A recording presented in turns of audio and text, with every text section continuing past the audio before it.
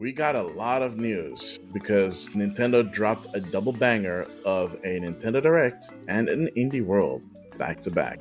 All this and more on Game Rivals.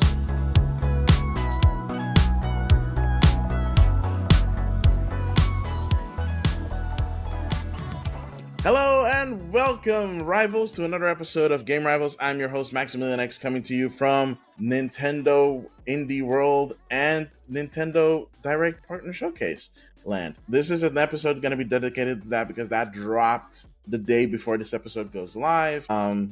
Assuming this episode goes live as it's intended. A whole bunch of things. Basically, this is a take two of sorts.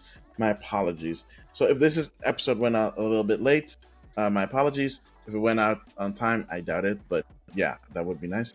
But no.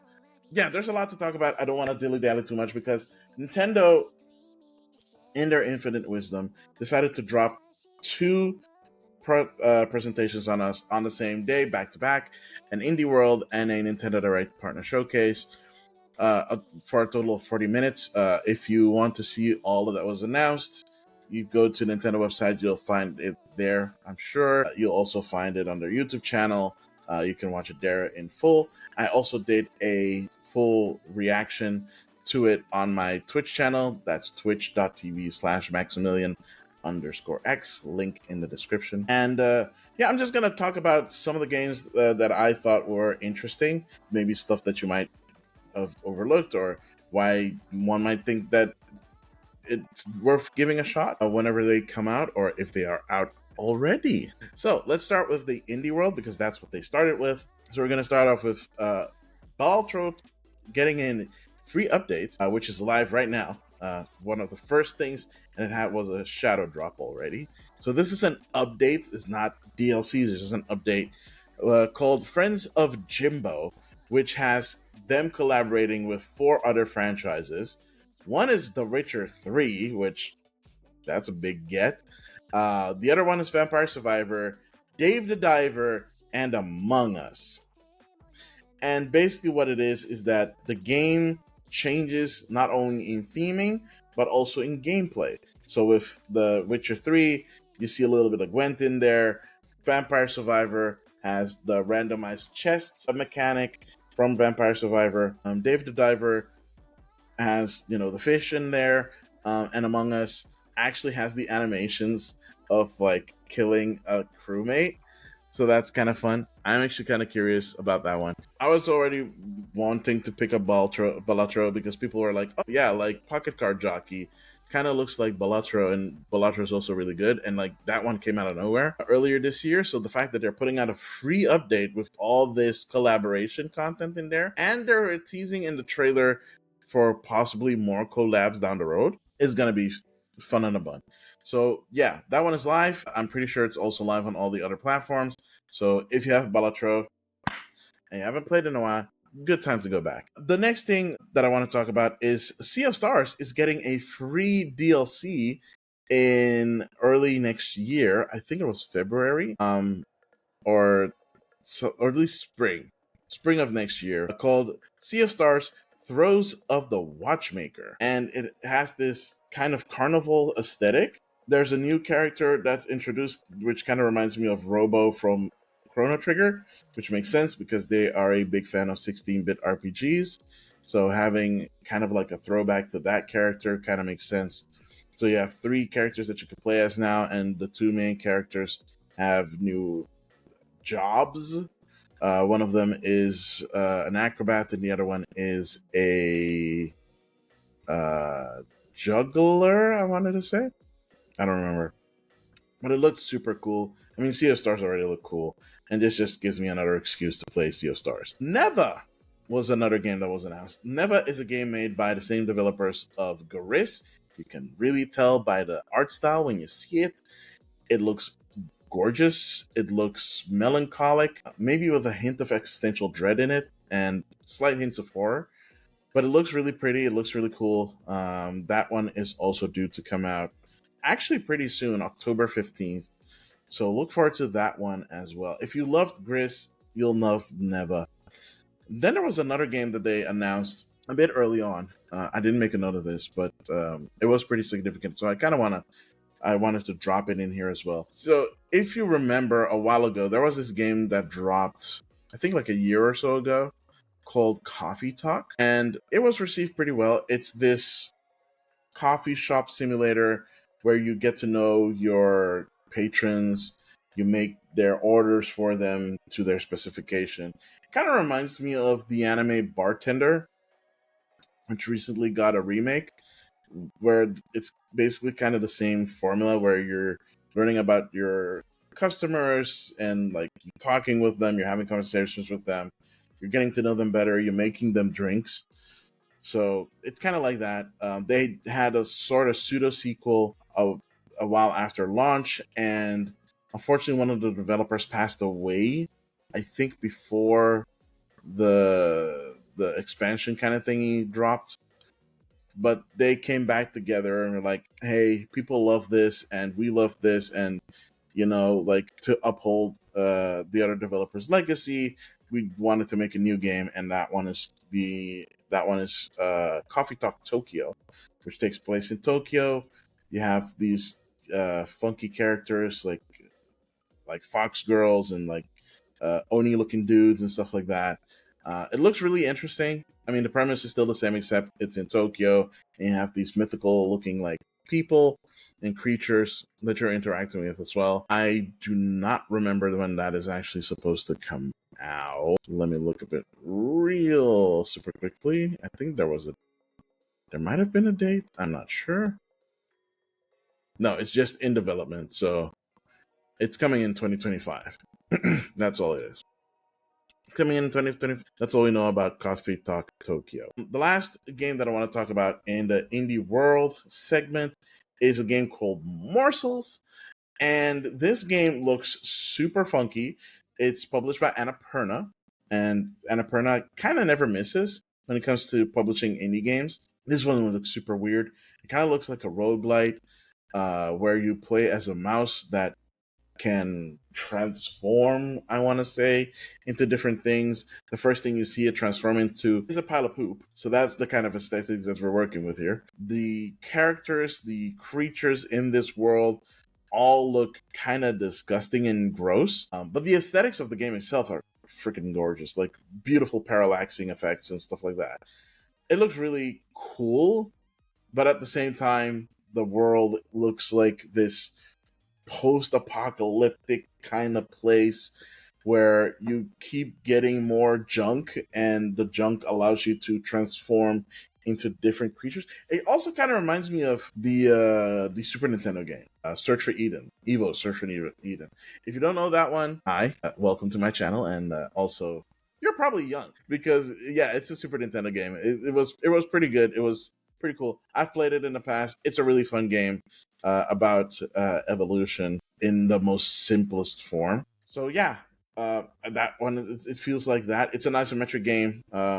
Again, it feels like it's probably a roguelite coming out in February 2025. So that's pretty cool. That's not too far. It's still a little ways off, but it's not too far. At least it's not just 2025. So yeah, that's the indie world done. Which yeah, there were some other stuff in there as well for the indie world. They showed off a new Pico Park 2. They showed off a new DLC for Power Wash Simulator, which cool. Wait, was that in this one or was that in the partnership? Because I actually don't remember. Yeah, so there are a bunch of things shown off there that were actually not too bad. Basically what I expected it would be. I gave it a solid C plus. Actually, yeah, a solid C plus for that showcase. Then we have the partner showcase, which was the thing that I was looking forward to the most. And oh boy, at least for me, it did not disappoint because there were things in there that I did not expect. And the funny part is, I did predict one thing correctly for this partner showcase. I predicted that we would get a date for Marvel vs. Capcom Fighting Collection, but we'll get to that. First thing I want to talk about is the first thing that they showed off for the Partner Direct, which is a new Tetris game celebrating the 40th anniversary of Tetris, called Tetris Forever, which covers 9 Tetris games from the past. which, oh boy, I do not. I really wish I had written down what it is. I just wrote down 9 games plus new Tetris mode, Tetris Time Warp, which is pretty cool. Tetris Time Warp actually does look pretty friggin' cool because it is essentially you're still playing Tetris, obviously, but it is Tetris played through, how do you call it? You're playing through the ages. Sorry. You're playing through the ages of Tetris. So it is Tetris, and then once you, I think once you get a Tetris, it shifts to like a different version of Tetris. So the what they showed off was like Tetris, ASCII Tetris, so like PC Tetris from back in the day, and then Tetris Game Boy, and I think Tetris NES, and Tetris Bombless. Yeah, I know, Bombless. Like this is the first time I've ever heard of Tetris Bombless, by the way, because I don't know if I'm the only one, but yeah, it looks absolutely sick. There's the list. All right, so the games that are in there is like Tetris, NES Tetris, Hatris, never heard of that one.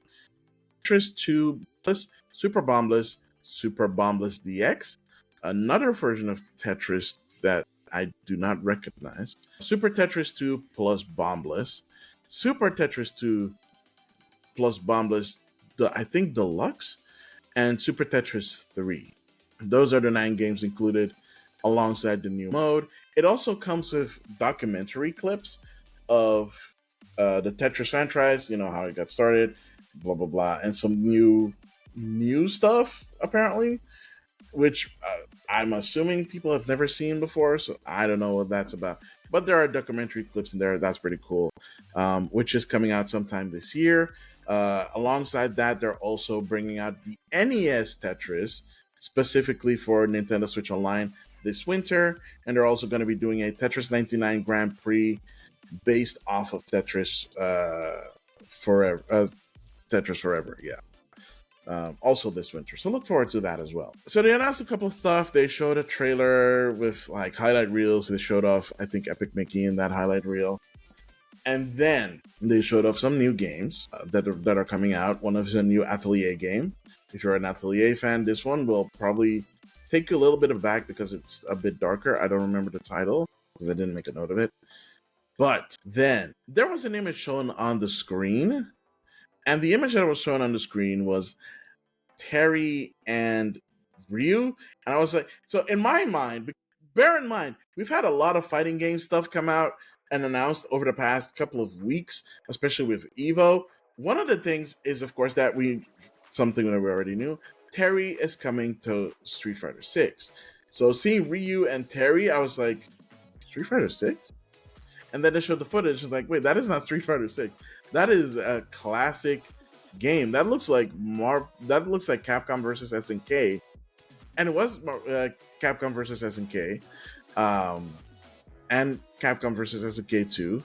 And then it hit. This was a new Capcom Fighting Collection. And sure enough, the title showed up, Capcom Fighting Collection 2. And then, as they were starting to show off the games, they went off. Capcom versus SNK. Capcom versus SNK 2. Project Justice. I was like, oh my god. And I almost cried. I almost cried again. Project Justice. I was like, what? No! Wait, where's Rival Schools? Because Project Justice is essentially a sequel to Rival Schools. No Rival Schools, but for some reason, they had Capcom Fighting Jam in there, aka Fighting Evolution, which apparently is notoriously a bad game. That's in there, but no Rival Schools. You know what is there though? Power Stone 1 and 2. And something called the Plasma Sword, which I never heard of. Apparently another fighting game built on the Naomi/Dreamcast board. I never freaking heard of this game. It's a thing. It exists. It's also taking up a slot, which I feel like should have gone to Rival Schools. Because Project Justice is a sequel. Why would you not have the first game there like you do for Power Stone? And I get it. Power Stone 1 and 2 are pretty different games. For the most part, they are still arena fighters, but whereas Power Stone 1 is 1v1, Power Stone 2 is a free for all 4-player game, which I'm really looking forward to. I'm really glad it's there. I'm happy, but I wish we also got rival schools. This is coming out in 2025. And after that, they showed us the release date for Marvel vs. Capcom Fighting Collection. So everybody was already hyped. You can already imagine. Yeah, so Capcom versus Marvel vs. Capcom Collection is coming out first digitally on September 12th, so that's literally around the corner, and then physically in November of this year. So here's my advice to people that are interested in this game. If you want this game, and you know that the license will eventually expire once again, pick up the physical version. Either be patient and pick up the physical version, or if you have money to splurge, get the digital version as well when it drops. Or wait until it's on discount. Either way, you're good. But if you really want these games, pre-order, like, I know saying pre-order is bad. It's bad. Usually I would say don't do it. This is one of those rare occasions I say pre-order is good. Pre-order the Marvel vs. Capcom Fighting Collection, because you don't know when that will be out of print and will never come back again. It has happened before in the past. I don't expect it to not happen again. So I am telling you this right now. If you are truly into Marvel vs. Capcom and all those other games in that collection, just pre-order the gosh darn physical copy. You will thank yourself later. As long as they don't bring up like a day one patch or something. Should be fine. But if you really want to play it now, get the digital version. Or wait for a discount on the eShop or PlayStation Store or on Steam. Because, Steam always has the discounts. So that is the Capcom Power Hour. Then they also dropped another shadow drop, which is Castlevania Dominoes Collection. Dominus Collection, which is the DS Castlevania games. So Dawn of Sorrow. Am I saying that correct? Yeah, Dawn of Sorrow, Portrait of Ruin, and Order of Ecclesia. 3 fantastic Castlevania games. Perfect fit for that Castlevania Advanced Collection that you probably bought during the recent discounts in the summer sales. So now you have the complete saga of Metroidvania Castlevania games that were put out, before Lord of Shadows. I'm not a fan of Lord of Shadows. I know it's good. I'm just not a fan. So that's good. It came out, it's shadow dropped, so you can pick that one up right now. Another thing that I just wanted to give a shout out mention is, so EA, I don't know, went through their archives or saw how Cozy Games were doing and hey, we have Cozy Games, or we had Cozy Games. Let's put them in a bundle and bring it out in 2024 when nobody asked for this. So now we're getting My Sims Cozy Bundle, which were, I think, 2 My Sims games for the Wii that are getting a bundled release in the year of our Lord 2024, and it's coming out this November 19th. And it's who asked for this? Who asked for this? I didn't ask for it. I don't think any other Cozy gamer even knew it existed. Again, these are games that are at least 15 years old. You tell me. We didn't get an update yet on Stardew Valley, and you know what? That's fine. It's one developer doing all the work. I can respect that. I can be patient. But who asked for this? Oh my gosh, it's ridiculous. And the last thing that I do want to talk about, they did announce a few other things, which I guess we can give an honorable mention. So they did announce, or Bandai Namco announced, a port of Tales of Graces F Remastered, which was a PlayStation 3 game, and originally came out on Wii as Tales of Graces, and then I don't think that actually got a Western release. And then they released a Western version, Tales of Graces F, which was a enhanced version for PlayStation 3. So that already got a re-release, and I think it got another re-release after that. And now it's coming back again as a remaster. And it makes me go so apparently this is for the 35th anniversary or something for the franchise, which makes me go okay, cool, but why not just do a remaster of Tales of Destiny? or do like you don't even have to make it super pretty. Just like make it a bundle release and just put it out. Like Tales of Destiny 1, translate Tales of Destiny 2, put it out as a bundle, and just do that. You don't have to make it HD 2D, although that would look really pretty. You don't have to do that. I just want to be able to buy the games legally again and have access to the sequel legal. That's all I'm asking for.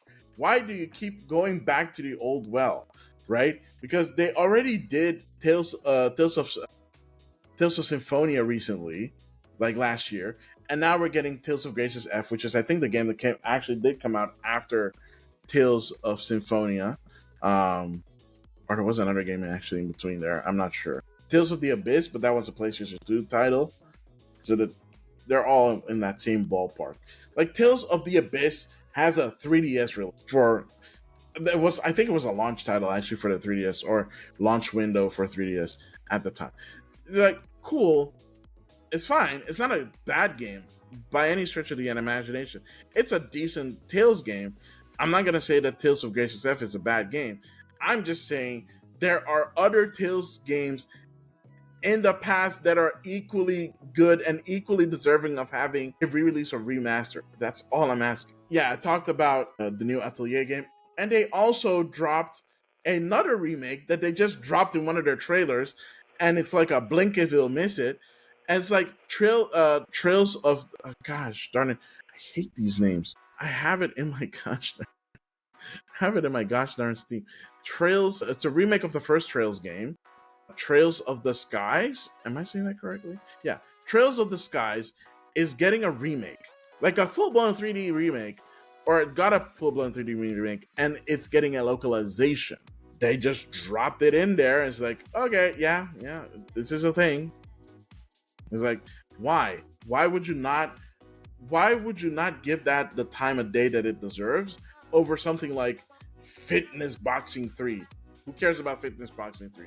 Put that in the trailer reel and give a Trails of the Sky remake the proper dignity it deserves. Anyway, that being said, the last thing that they showed off in the Partner Direct was the big one for me, and that is Yakuza Kiwami finally getting a port to Switch.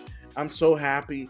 I feel like I know the reason why it took so long for it to come to Switch, which is the original director of the series left Sega and took some of the senior staff with him to form a new studio owned by Tencent. And he always was like, yeah, Nintendo systems it's not the audience for the Yakuza Like a Dragon series, so we're not gonna do that anymore. Because they did try, they put out Yakuza 1 and Yakuza 2 on Wii U back in the day, but it was a Japan only bundle, which never got localized, which makes me go like, yeah, of course it didn't sell well.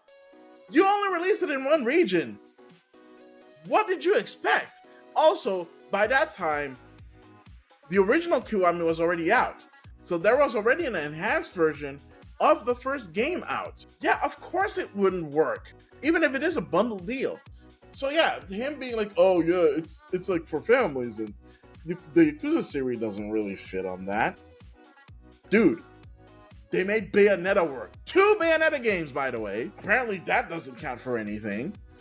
So yeah, I guess now that he left, Sega has no qualms putting Yakuza on Switch.